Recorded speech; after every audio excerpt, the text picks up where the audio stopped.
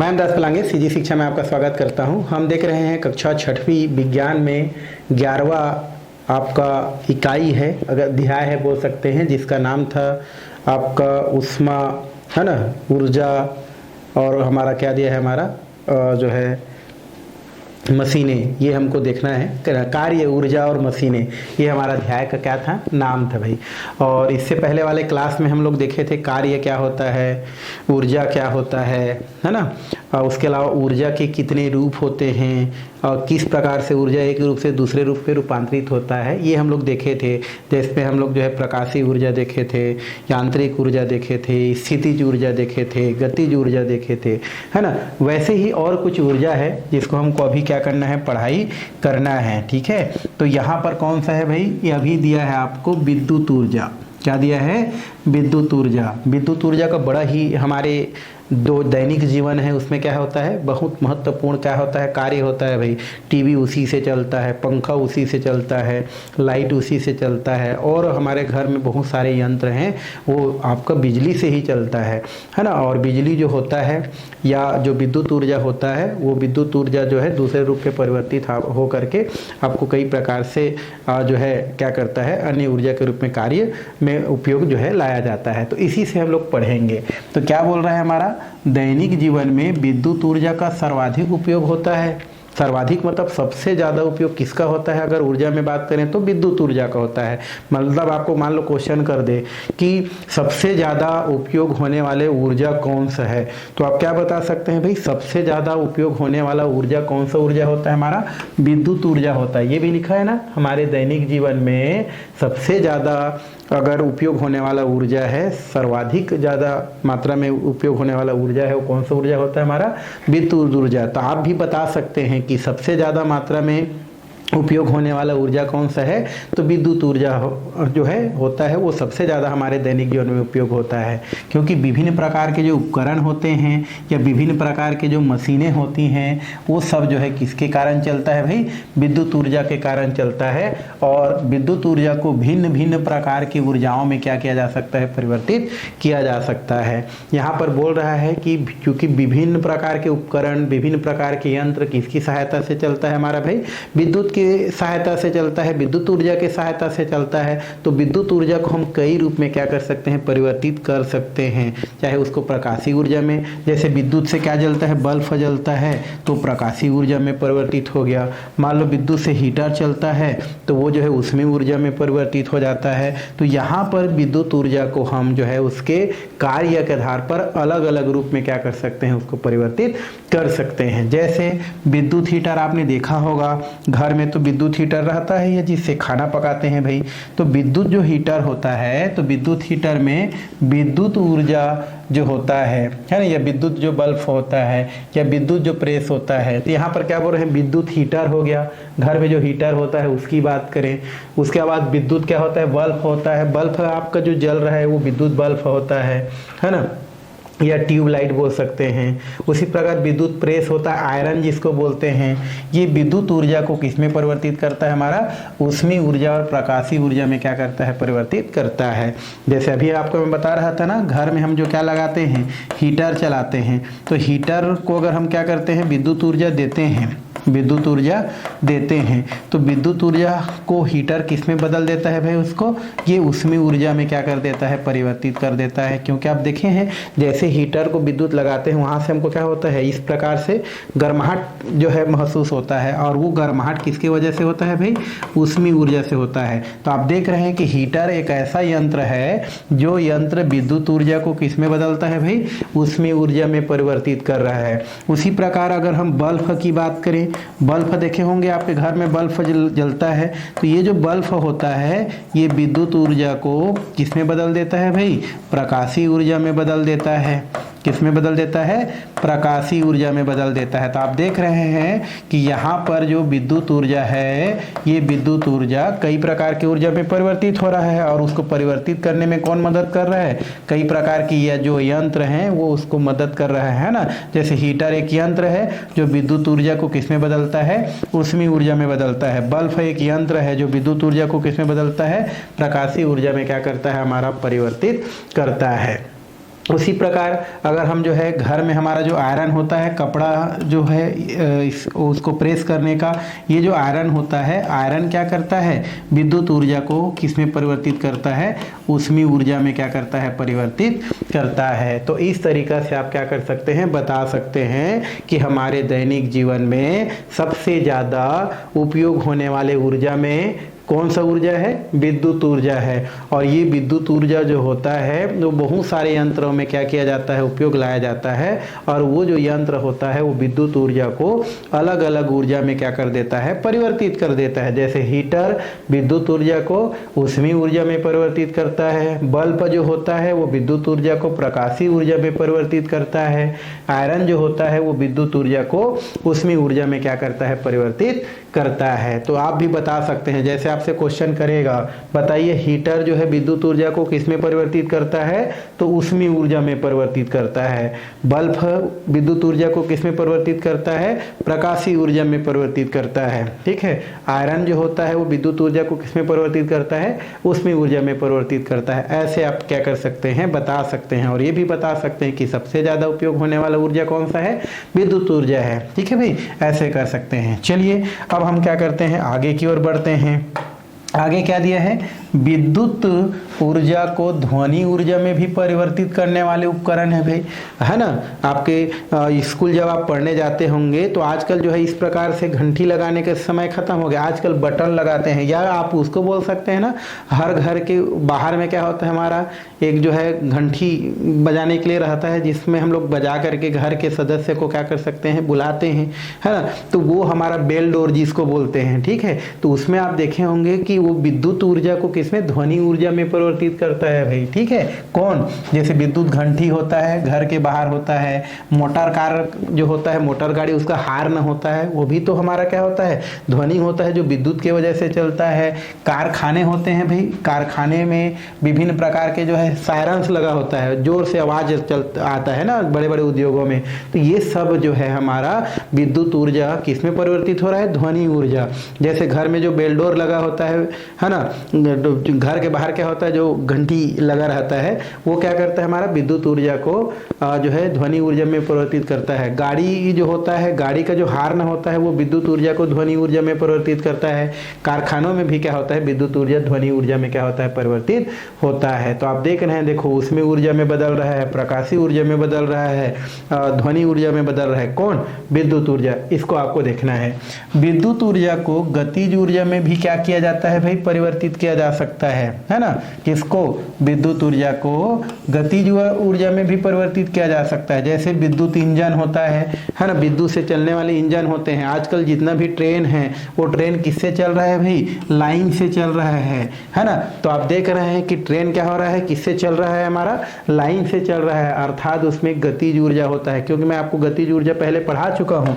गतिज ऊर्जा किसे कहते हैं, तो वह ऊर्जा जो किसी वस्तु की गति के कारण उत्पन्न होता है उसे हम क्या बोलते हैं, गतिज ऊर्जा कहते हैं। अगर कोई वस्तु चलता है और उस चलने के वजह से जो उसमें जो ऊर्जा होता है वो ऊर्जा क्या होता है, उसका गतिज ऊर्जा कहलाता है। और विद्युत ऊर्जा गतिज ऊर्जा में भी क्या होता है, परिवर्तित होता है। क्योंकि ट्रेन जो होता है या बहुत सारे हमारे बोल सकते हैं जो मशीन है या कुछ इंजन है जो विद्युत से क्या होता है, चलता है। आटा चक्की देखो वो भी चलता है, वो भी एक मशीन है जो विद्युत ऊर्जा को यांत्रिक ऊर्जा में परिवर्तित करता है। चारा काटने का जो मशीन होता है वो भी हमारा क्या होता है, विद्युत से चलता है, अर्थात वो यांत्रिक ऊर्जा में परिवर्तित होता है। उसी प्रकार लिफ्ट होता है भाई, लिफ्ट आपने चढ़ा होगा, लिफ्ट भी क्या होता है, हमारा यांत्रिक ऊर्जा है जो कि विद्युत से चलता है।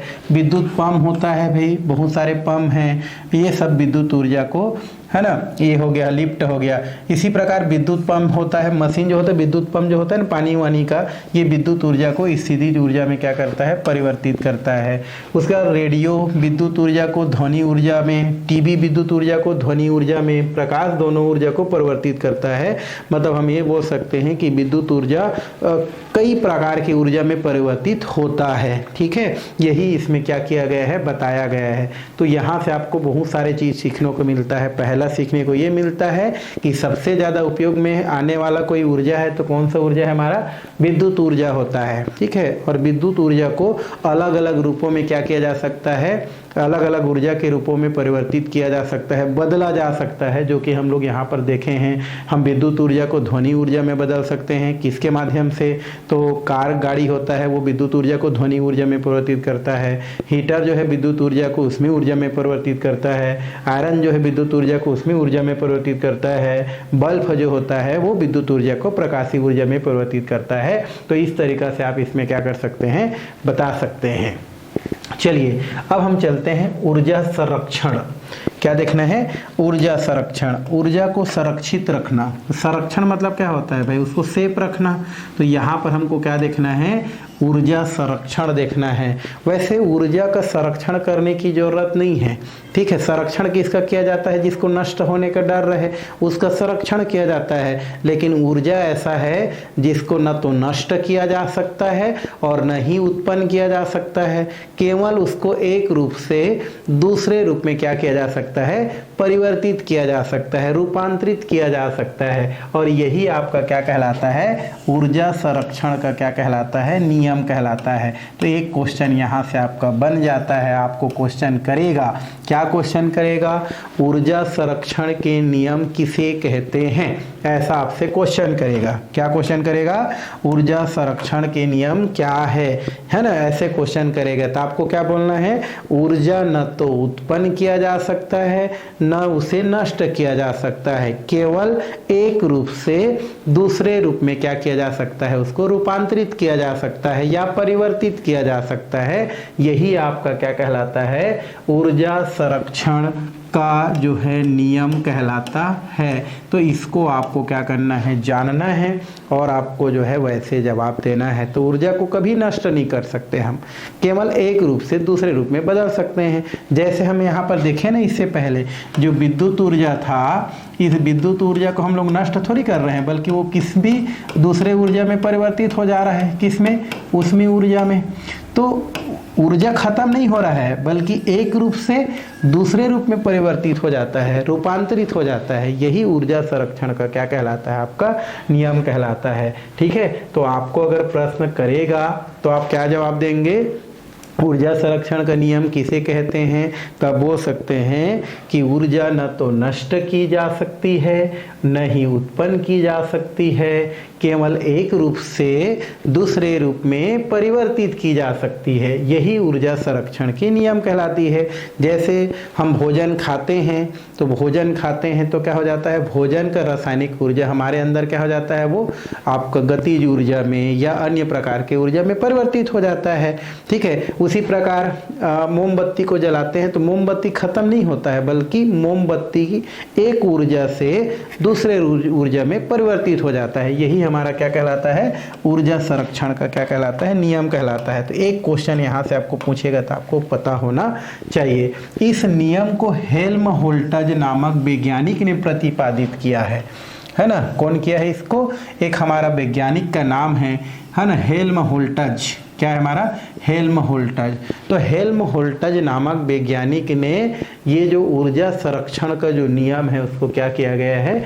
उसको उसी के द्वारा प्रतिपादित किया है। प्रतिपादित मतलब कौन दिया है इस नियम को? ऐसा क्वेश्चन मान लो कर दे, ऊर्जा संरक्षण के नियम को किसके द्वारा दिया गया है? तो आपको क्या बोलना है? ऊर्जा संरक्षण के नियम को हेल्महोल्ट्ज़ नामक वैज्ञानिकों के द्वारा इसको, या हेल्महोल्ट्ज़ वैज्ञानिक के द्वारा इसको दिया गया है।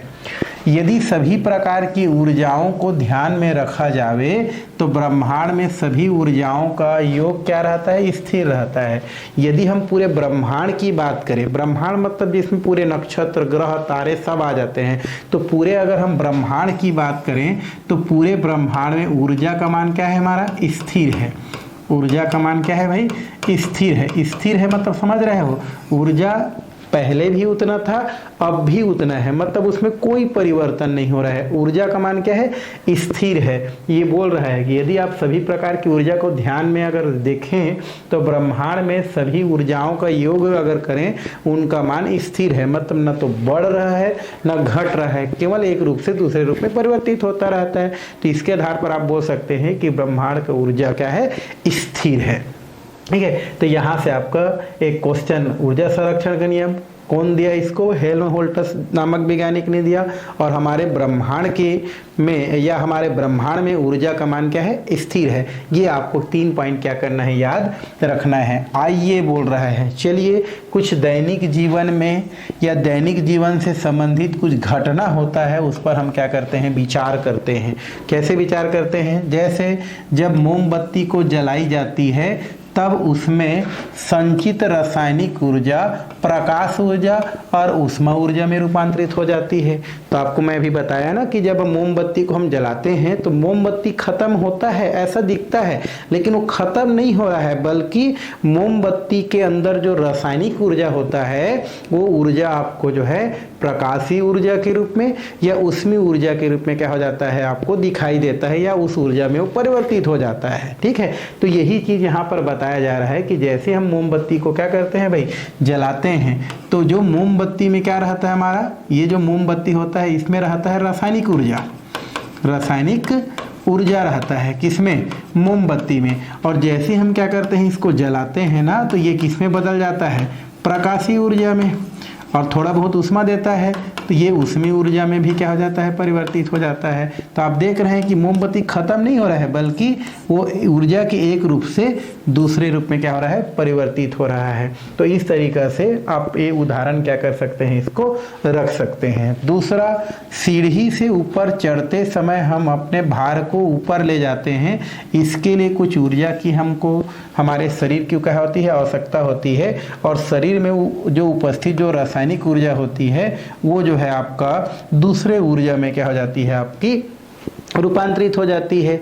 तो यहाँ पर क्या बोल रहा है कि अगर आप क्या करते हैं, सीढ़ी के ऊपर चढ़ते हैं तो उसके लिए क्या होती है, ऊर्जा की आवश्यकता होती है। और ये ऊर्जा कहाँ से मिलती है, भोजन से मिलती है। और भोजन में कौन सी ऊर्जा होती है, हमारी रासायनिक ऊर्जा होती है। तो रासायनिक ऊर्जा आपके शरीर में आकर के गतिज ऊर्जा में क्या हो जाती है, वो रूपांतरित हो जाती है। तो इस तरीका से इन उदाहरणों के आधार पर ऊर्जा संरक्षण के नियम को क्या की जा सकती है, बताई जा सकती है। तो आपको ऊर्जा संरक्षण के नियम किसे कहते हैं पूछेगा तो क्या बताएंगे कि ऊर्जा न तो नष्ट होती है और न ही उत्पन्न होती है, केवल एक रूप से दूसरे रूप में वो रूपांतरित हो सकती है। यही ऊर्जा संरक्षण का नियम कहलाती है। इस नियम को देने के श्रेय किसको जाती है भाई, हेल्महोल्ट्ज़ नामक वैज्ञानिक को जाती है। और ये जो है अध्ययन से पता चलती है कि ब्रह्मांड के पूरे ऊर्जा का योग कर दिया जाए तो उसका मान क्या होती है, स्थिर होती है। और यहाँ पर उदाहरण की बात करें तो जब मोमबत्ती को जलाई जाती है तो मोमबत्ती में जो रासायनिक ऊर्जा होती है वो रासायनिक ऊर्जा प्रकाशीय ऊर्जा और ऊष्मीय ऊर्जा में परिवर्तित हो जाती है। अर्थात मोमबत्ती नष्ट नहीं होती है, बल्कि उसमें ऊर्जा एक रूप से दूसरे रूप में परिवर्तित हो जाती है। यही कौन करती है, ऊर्जा संरक्षण का नियम। तो इस तरीका से ऊर्जा संरक्षण के नियम को क्या की जा सकती है, बताई जा सकती है। चलिए कुछ और भी यहाँ पर दिया गया है, हमारा तीसरा पॉइंट दिया गया है हमारा उदाहरणों का। जल विद्युत संयंत्रों या पन बिजली घरों में नदी के जल को बंद बना करके बड़ी बड़ी झीलों में ऊंचाई पर एकत्र की जाती है और जल की स्थितिज ऊर्जा ऊपर से गिर करके गतिज ऊर्जा में रूपांतरित हो जाती है और गिरता हुआ जल मार्ग में रखे टरबाइन यांत्रिक ऊर्जा प्रदान करती है और जनरेटर की विद्युत ऊर्जा में रूपांतरित हो जाती है। पूरी प्रक्रिया को इस प्रकार से समझी जा सकती है। क्या बोल रहा है आपको इसमें, ये बोल रहा है कि आजकल जो नदी का पानी होता है, ये हमारा क्या होता है, नदी का जो पानी होता है, इस नदी के पानी को, ये हमारा नदी है या नदी होता है, इस नदी के पानी को यहाँ पर जो है बांध बना के क्या की जाती है, एकत्र की जाती है। बांध बना के क्या की जाती है, एकत्र की जाती है। और बांध बनाने के बाद जो है एकत्र करने के पश्चात अब इसको जो है, इसमें बांध में बड़े बड़े गेट होती हैं। अब उन बांधों में बड़े बड़े जो है बांध बना करके क्या की जाती है, जल को एकत्र की जाती है। फिर उस जल को है ना आपको यहाँ से क्या की जाती है, छोड़ी जाती है। अब जो है बांध में अगर जल क्या होती है, एकत्र की जाती है, तो उस स्थिति में जो पानी होती है उसमें रहती है स्थितिज ऊर्जा। कौन सी ऊर्जा, स्थितिज ऊर्जा रहती है। मतलब जब नदी के पानी को बांध बना करके क्या कर दी जाती है, रोक दी जाती है, तो वहाँ पर पानी में कौन सा ऊर्जा होती है, स्थितिज ऊर्जा होती है। लेकिन जैसे ही बांध को है ना जो है या बांध से जो पानी होती है, इस पानी को जब क्या की जाती है, वहाँ से छोड़ी जाती है, ठीक है, वहाँ से क्या की जाती है, छोड़ी जाती है, तो वो किस में परिवर्तित हो जाती है, गतिज ऊर्जा में परिवर्तित हो जाती है। अब इस प्रकार से तेज गति से आता हुआ जो क्या होती है, जो पानी होती है, उसके मार्ग में टरबाइन लगा दी जाती है। क्या लगा दी जाती है, टरबाइन। टरबाइन एक प्रकार की चक्रनुमा होती है, इस प्रकार से आपका ये टरबाइन लगा दी जाती है, और इस टरबाइन का एक हिस्सा किससे जुड़ी होती है, जनरेटर से। जनरेटर तो आप देखा होंगे, जनरेटर से क्या होती है, जुड़ी रहती है। तो इस तरीका से बांध का जो पानी होती है वो स्थिर होती है। जैसे ही बांध का गेट खोली जाती है वो गतिज ऊर्जा में आ जाती है, गति अवस्था में आ जाती है। अब उसके सामने जब टरबाइन लगा दी जाती है तो ये हमारा गतिशील जो पानी होती है वो टरबाइन को घुमाने लगती है, और टरबाइन घूमती है तो जनरेटर क्या होती है, चलती है। और जब जनरेटर चलती है तो यहाँ से आपको क्या प्राप्त हो जाती है, विद्युत ऊर्जा क्या हो जाती है, प्राप्त हो जाती है। तो यही प्रक्रिया यहाँ पर क्या की गई है, बताई गई है। तो आप देख रहे हैं नदी के पहले पहले क्या था, हमारा गतिज ऊर्जा था, हम बांध बना के उसको क्या कर दिए, रोक दिए, तो स्थितिज ऊर्जा में बदल गया। फिर बांध के पानी को हम लोग छोड़े तो फिर से क्या हो गया, गतिज ऊर्जा में परिवर्तित हो गया। अब गतिज ऊर्जा में उसके सामने में हमने टरबाइन लगा दिया, तो टरबाइन की वजह से हमारा जनरेटर घूमने लगा और फिर हमको विद्युत ऊर्जा प्राप्त हो गया। तो आप देख रहे हैं कि ऊर्जा क्या कर रहा है, एक रूप से दूसरे रूप में क्या हो रहा है, परिवर्तित हो रहा है। यही यहाँ पर क्या किया गया है, बताया गया है। और यही दिया है, देखो जल के, झील के जल को स्थितिज ऊर्जा, बहने पर उसमें कौन सा ऊर्जा, गतिज ऊर्जा। टरबाइन कौन सा ऊर्जा है, यांत्रिक ऊर्जा। और जनरेटर उसको किस में बदल देता है, विद्युत ऊर्जा में क्या कर देता है, परिवर्तित कर देता है। तो इस तरीका से आप क्या कर सकते हैं, इस उदाहरण को भी आप बता सकते हैं। एक और उदाहरण यहाँ पर आपको चित्र के रूप में क्या कर रहा है भाई, दिखाई दे रहा है। देखो यहाँ पर क्या होता है, ये सूर्य है, ये हमारा सूर्य है ना, सन बोलते हैं, ये हमारा क्या है, सन है। अब सन जो होता है, इसके जो लाइट होता है, प्रकाश जो होता है, इस लाइट से हमारे जो क्या होते हैं, जो घास फूस होते हैं, पेड़ पौधे होते हैं, है ना, घास हो गया, पेड़ पौधे होते हैं, ये अपना भोजन बनाते हैं। भाई आपको पता होगा, आपने पढ़ा होगा कि सूर्य प्रकाश से हमारा जो घास हो गया, पेड़ पौधे हो गए, ये अपना क्या बनाता है, भोजन बनाता है। अब जो है देखो, हम ये बोल सकते हैं कि पेड़ पौधे जो होते हैं वो अपना भोजन बनाने के लिए किसका प्रयोग करते हैं, प्रकाश का प्रयोग करते हैं। और प्रकाश को क्या कर देते हैं, आपके बोल सकते हैं रासायनिक ऊर्जा में परिवर्तित करते हैं। अब घास को कौन खाते हैं भाई, गाय खाते हैं, है ना। तो यहाँ पर देखो सूर्य प्रकाश था, सूर्य प्रकाश को लेकर के पेड़ पौधे अपना भोजन बनाए, तो सूर्य प्रकाश किस में परिवर्तित हो गया, पेड़ पौधे और घास के रूप में परिवर्तित हो गया। अब घास को कौन खाता है, हमारा गाय खाती है। तो इस प्रकार से सूर्य का प्रकाश जो है पहले पेड़ पौधों में गया, अब पेड़ पौधों के माध्यम से किसके पास चला गया, गाय के में चला गया। अब गाय में चला गया, अब गाय क्या देगी, दूध देगी। दूध देगी तो दूध को हम लोग पिएंगे, तो प्रकाश ऊर्जा हम में जो है दूध के माध्यम से हम में चला गया। अब हम में जो है चला जाता है तो हम जो है क्या करते हैं, यहाँ पर इस प्रकार से डंबल को उठा देते हैं। तो आप देख रहे हैं कि सूर्य प्रकाश पहले पेड़ पौधों में क्या हो गया, चला गया, तो उसका एक अलग ऊर्जा यहाँ पर क्या हो जाता है। फिर वो गाय खाती है तो वो अलग ऊर्जा में परिवर्तित हो जाती है। फिर गाय दूध देती है जिसको हम लोग पीते हैं। तो इस तरीक़ा से ऊर्जा क्या होती रहती है, एक रूप से दूसरे रूप में क्या होती रहती है, परिवर्तित होती रहती है। और यही आपकी क्या कहलाती है, द्रव्यमान संरक्षण के नियम कहलाती है। ठीक है। और यहाँ पर कुछ दिया गया है, क्या दिया गया है हमारा, कि ऊर्जा रूपांतरण के दौरान कुछ अनुपयोगी ऊर्जा भी हमें क्या होती है, प्राप्त होती है। जब ऊर्जा एक रूप से दूसरे रूप में जब क्या होती है, परिवर्तित होती है, तो उस दौरान जब ये ऊर्जा एक रूप से दूसरे रूप में क्या होती है, परिवर्तित होती है। जब ऊर्जा एक रूप से दूसरे रूप में परिवर्तित होती है तो कुछ ऊर्जा क्या हो जाती है, यहाँ पर हमको मुक्त हो जाती है। मतलब यहाँ पर जब एक ऊर्जा दूसरे रूप में क्या होती रहती है, जब परिवर्तित हो रहती है, तो कुछ हमको अनुपयोगी ऊर्जा भी क्या होती है, प्राप्त होती है, जिनका कोई उपयोग नहीं कर पाते हैं भाई। तो जब एक ऊर्जा का एक रूप दूसरे रूप में परिवर्तित होती है तो हमको कुछ अनुपयोगी ऊर्जा भी प्राप्त होती है। जैसे बल्ब के जलने से प्रकाश तो हमको प्राप्त होती है, परंतु उष्मा के कुछ जो है रूप में भी ऊर्जा क्या हो जाती है, आपकी क्षय हो जाती है। जैसे आपको क्या बोल रहा है कि जब हम विद्युत ऊर्जा विद्युत ऊर्जा की सहायता से जब हम क्या करते हैं, बल्ब, या विद्युत ऊर्जा किसको देते हैं, बल्ब को देते हैं, तो बल्ब क्या होता है हमारा, जलने लगता है। तो यहाँ पर आप देख रहे हैं कि विद्युत ऊर्जा प्रकाशीय ऊर्जा में आपको परिवर्तित होता है, लेकिन कुछ ऊर्जा क्या होता है हमारा, ऊष्मीय ऊर्जा के रूप में भी क्या होता है हमारा, मुक्त होता है। जैसे बल्ब क्या हो जाता है, गर्म हो जाता है, वो ऊष्मीय ऊर्जा है, और बल्ब जलता है वो प्रकाशीय ऊर्जा होता है।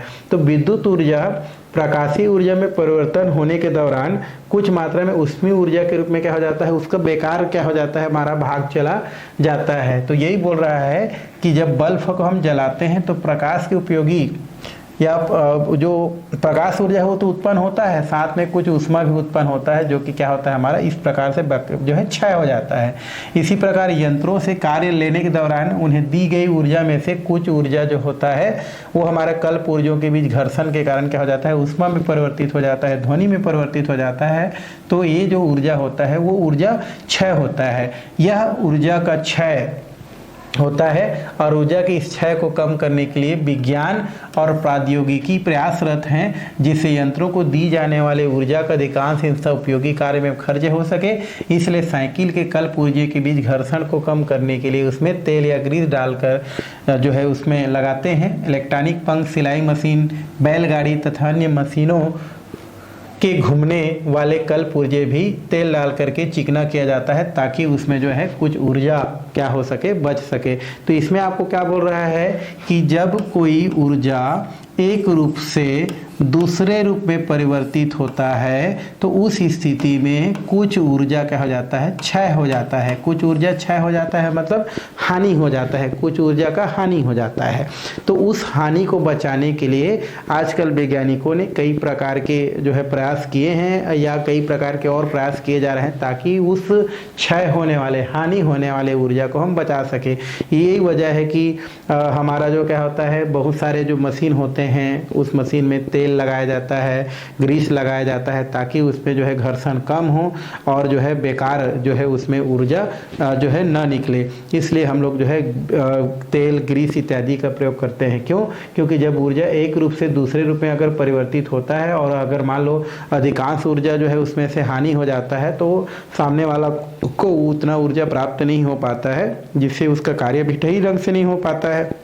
अतः वैज्ञानिक ये प्रयास कर रहे हैं कि ऊर्जा का एक रूप से दूसरे रूप में जो है परिवर्तन जब हो, तो एक रूप से दूसरे रूप में जाने पर पूरा ऊर्जा सामने वाला को प्राप्त हो, या ऊर्जा पूरी तरीक़ा से दूसरे ऊर्जा में परिवर्तित हो जाए। लेकिन जब एक ऊर्जा दूसरे रूप में परिवर्तित होता है तो ऊर्जा की कुछ मात्रा क्या हो जाता है, आपका क्षय भी हो जाता है। उसको आप देख सकते हैं, जैसे बल्ब को जलाने से प्रकाश तो निकलता है, लेकिन कुछ ऊर्जा ऊष्मा के रूप में क्या हो जाता है, क्षय हो जाता है। यही यहाँ पर जो है ऊर्जा क्षय को प्रदर्शित करता है। तो इस तरीक़े से आप इसको हम क्या कर सकते हैं, बता सकते हैं। और यहाँ पर आपको एक सारणी दिया गया है, जिसको आपको क्या करना है, यहाँ पर भरना है आपको, ठीक है। जैसे यंत्र का नाम दिया है, यंत्र मतलब मशीन का नाम दिया है, जैसे विद्युत प्रेस है ना, किस ऊर्जा में परिवर्तन होता है भाई, तो विद्युत प्रेस, इसमें हमारा क्या होता है, ये विद्युत ऊर्जा होता है। ये क्या होता है, विद्युत ऊर्जा किस में परिवर्तित होता है भाई, ऊष्मीय ऊर्जा में। अभी जैसे देखे हैं ना, ऊष्मीय ऊर्जा में क्या होता है हमारा, ये परिवर्तित होता है ना। तो जब हम क्या करते हैं, आयरन जो होता है उसको हम विद्युत ऊर्जा देते हैं, तो किस में बदल जाता है, ऊष्मीय ऊर्जा में। डायनेमो होता है, ये जो हमारे क्या होता है, डायनेमो जो होता है हमारा, ये आंतरिक ऊर्जा होता है, और ये हमारा विद्युत ऊर्जा में परिवर्तित होता है। तो यहाँ से हम क्या लिख सकते हैं, यांत्रिक ऊर्जा। जनरेटर जो होता है भाई, और ये क्या बनाता है हमारा, विद्युत देता है। जनरेटर क्या होता है, यांत्रिक ऊर्जा होता है, जो विद्युत ऊर्जा में क्या हो जाता है, आपका परिवर्तित हो जाता है, ठीक। फोटो सेल होता है, फोटो सेल क्या होता है हमारा, वो हमारा जो सूर्य का प्रकाश होता है, सौर ऊर्जा बोलते हैं इसको। क्या बोलते हैं, सौर ऊर्जा। सौर ऊर्जा मतलब सूर्य से प्रकाश होने वाला ऊर्जा किस में कन्वर्ट होता है हमारा, विद्युत ऊर्जा में। विद्युत ऊर्जा में परिवर्तित हो सकता है, प्रकाशीय ऊर्जा में क्या हो सकता है, परिवर्तित हो सकता है ना, अन्य प्रकार की ऊर्जा में परिवर्तित होता है। विद्युत पंप दिया है, विद्युत पंप में क्या होता है हमारा, ये हमारा विद्युत ऊर्जा होता है, और विद्युत ऊर्जा किस में बदल जाता है, यांत्रिक ऊर्जा में बदल जाता है। यांत्रिक ऊर्जा में क्या हो जाता है, आपका बदल जाता है। इसी प्रकार से आपका चाबी भरी हुई घड़ी, जो चाबी भरी हुई घड़ी होता है वो हमारा क्या होता है, हमारा स्थितिज ऊर्जा होता है, जो गतिज ऊर्जा में परिवर्तित होता है भाई, है ना। चाबी जब भर के रख देते हैं घड़ी का तो उसमें कौन सा ऊर्जा रहता है, स्थितिज ऊर्जा रहता है, और धीरे धीरे जब क्या होता जाता है वो छूटते जाता है तो गतिज ऊर्जा में क्या होते जाता है, वो परिवर्तित होते जाता है। सेल में कौन सा ऊर्जा होता है, रासायनिक ऊर्जा होता है भाई, पहले पढ़ चुके हैं। रासायनिक ऊर्जा होता है, और रासायनिक ऊर्जा किस में बदल सकता है, हमारा सेल है तो हमारा विद्युत ऊर्जा में परिवर्तित हो सकता है, प्रकाशीय ऊर्जा में परिवर्तित हो सकता है। तो इस तरीक़ा से हम इसको बता सकते हैं। गुलेल में क्या होता है, हमारा स्थितिज ऊर्जा रहता है। गुलेल में क्या होता है, हमारा स्थितिज ऊर्जा होता है, और जैसे ही उसको छोड़ते हैं क्या हो जाता है, हमारा गतिज ऊर्जा में क्या हो जाता है, परिवर्तित हो जाता है। तो ये सब चीज़ आप बता सकते हैं। जल विद्युत संयंत्र में, जल विद्युत संयंत्र क्या होता है हमारा, रियल में अगर देखेंगे तो उसमें क्या होता है, हमारा स्थितिज ऊर्जा होता है ना, और फिर वो हमारा गतिज ऊर्जा में, और आगे जो है विद्युत ऊर्जा में क्या हो जाता है, हमको प्राप्त हो जाता है। तो इस तरीक़ा से आप क्या कर सकते हैं, सारणी को भर सकते हैं, बता सकते हैं। ठीक है भाई, तो आज के लिए हम लोग इतना ही करते हैं। जो है नेक्स्ट वीडियो में हम लोग जो है मशीन देखने वाले हैं। क्या देखने वाले हैं, मशीन। तो ठीक है, आज के क्लास यहीं पर हम लोग स्टॉप करते हैं।